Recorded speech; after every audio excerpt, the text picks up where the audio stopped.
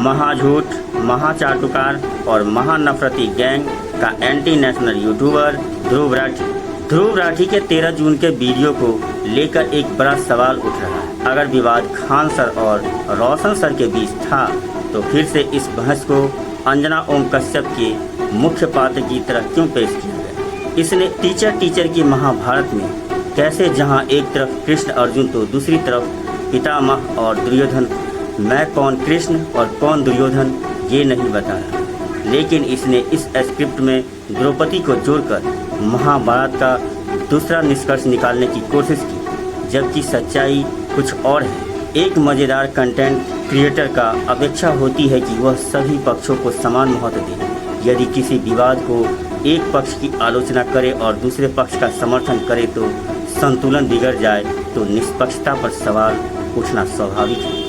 मेरे जानकारी के अनुसार जब बिहार दरोगा का रिजल्ट आया तो खान सर और रोशन सर की लड़ाई तो तब इस बात पर शुरू हुई कि हमारे कोचिंग ने अच्छा रिजल्ट दिया तो हमारे कोचिंग ने अच्छा रिजल्ट दिया, क्योंकि अब सवाल ये उठने लगे थे कि 19,000 कुछ ही विद्यार्थी पास हुए तो 22,000 रिजल्ट मात्र ये दोनों ही कोचिंग ने क्यों दे दी। इस विवाद पर शुरू हुई, चूँकि दोनों कोचिंग एक ही बिल्डिंग में होने के कारण एक दूसरे का बैनर फाड़ना और बैनर हटाना कारण बन गया था। सूत्रों के अनुसार खान सर को लगा कि रोशन सर की कोचिंग की वजह से उनको नुकसान झेलना पड़ रहा है, और हुआ क्या, रात में फायरिंग हुआ और खान सर ने बयान दिया कि हमने अपनी आंखों से गोली चलाते हुए देखा और इसी साजिश के तहत रोशन सर को जेल भिजवा दिया। और कहानी यहीं खत्म नहीं होता।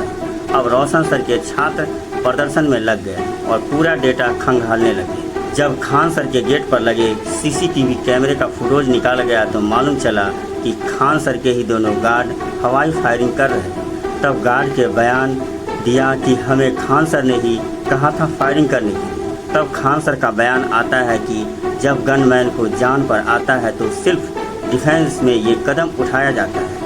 दोस्तों, सवाल ये नहीं कि खान सर ने खुद गोली नहीं चलाया और चला भी तो किसी की जान नहीं गया।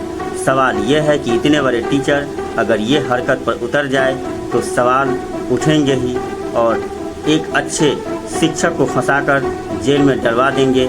और सबसे आश्चर्य की बात यह है कि इस बात का लगभग 10 दिन हो गए और रोशन सर अभी भी जेल में हैं, और उनके चाटुकार कहते हैं कि अब लोग खान सर को फैजल खान कहने लगा है। क्यों नहीं कहेगा उसका ओरिजिनल नाम।